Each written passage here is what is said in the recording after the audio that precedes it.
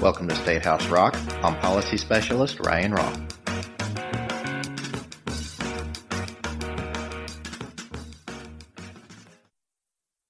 The legislature returned to Springfield this week for the first time since March 18th. Numerous session dates were canceled due to the ongoing COVID-19 pandemic. During the hiatus, legislators met in a number of working groups to determine priority legislation.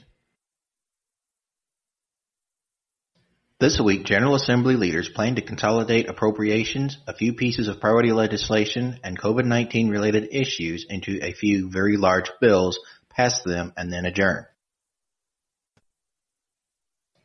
The House took over the Bank of Springfield Center to conduct its business, while the Senate met at the Capitol. Only a handful of senators were allowed on the floor at the time, with the rest monitoring session from their State House offices.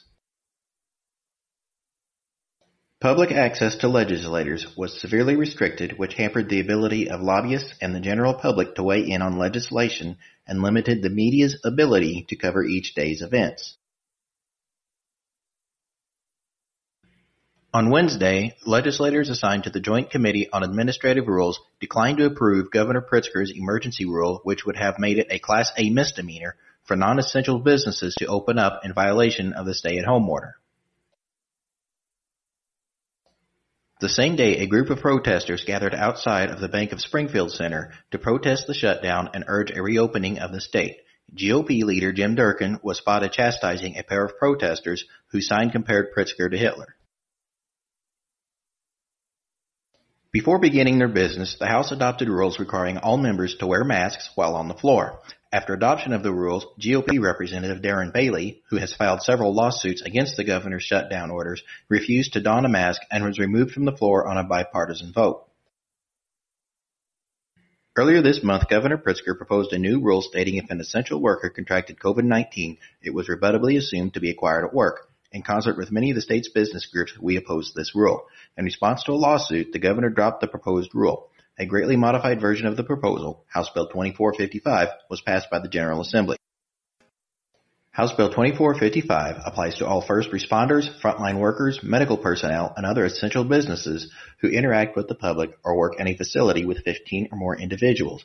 It rebuttably assumes those who contract COVID-19 did so at work, but prohibits insurers from increasing workers' compensation rates.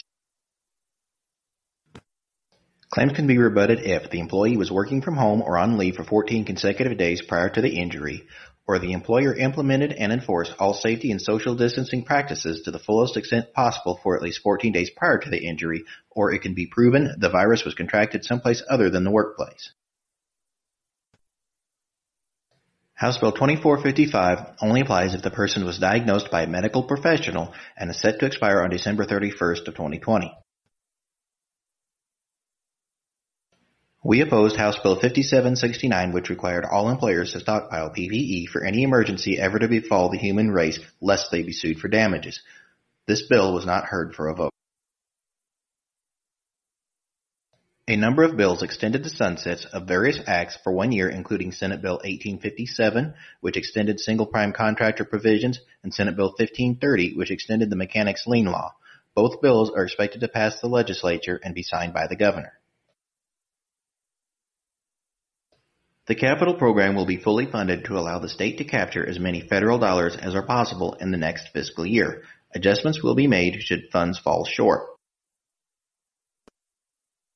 The state budget bill, Senate Bill 264, held spending to FY 2020 levels and relies on borrowing from the federal government to make up the revenue shortfall created by the pandemic. Proponents are hopeful that the measures taken will not negatively impact the state's bond rating. The Operating Engineers Local 150 proposed several constitutional amendments prohibiting right-to-work laws and making unionization a protected right, but those bills have not been passed by the General Assembly and will not make it on the ballot this November. Governor Pritzker recently stated the entire state has met the criteria to move to Phase 3 of his Reopen Illinois plan when the current executive order expires on May 29th. This means state parks will reopen and restaurants and bars will be able to serve people at outdoor facilities. Tables at restaurants and bars will have to be at least 6 feet apart and masks should be worn. Boating, picnics, and other outdoor activities are permitted in groups of 10 or less. Barbers and hair salons will be able to reopen too. Local governments may enforce their own requirements. Chicago, for example, is not expected to allow its restaurants to reopen on May 29th. Governor Pritzker also announced the creation of a number of industry-specific working groups focused on reopening Illinois.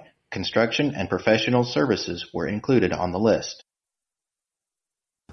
That's it for this edition of State House Rock. Thank you for watching.